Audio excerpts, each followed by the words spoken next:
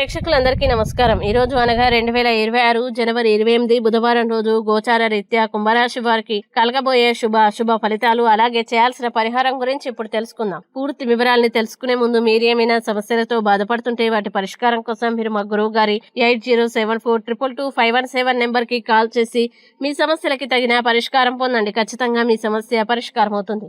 అలాగే మీరు మొదటిసారి మా ఛానల్ని చూస్తున్నట్లయితే వెంటనే సబ్స్క్రైబ్ చేసుకోండి.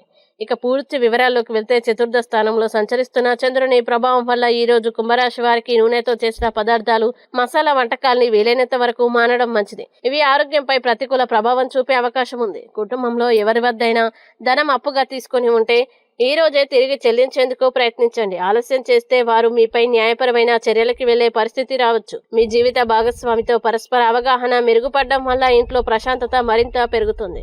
చిన్న విషయాల్లోనూ సహనం పాటిస్తే గృహ వాతావరణం సంతోషంగా మారుతుంది. మీ ప్రేమను మీ నుంచి ఎవరు వేరే చేయలేరు. ఈ రోజు మరింత బలపడుతుంది. కొత్త విషయాలు నేర్చుకోవాలన్నా మీ దృక్పథం నిజంగా అభినందనీయం. ఇదే ధోరణి భవిష్యత్తులో మీకు మంచి అవకాశాలు తీసుకురాగలదు.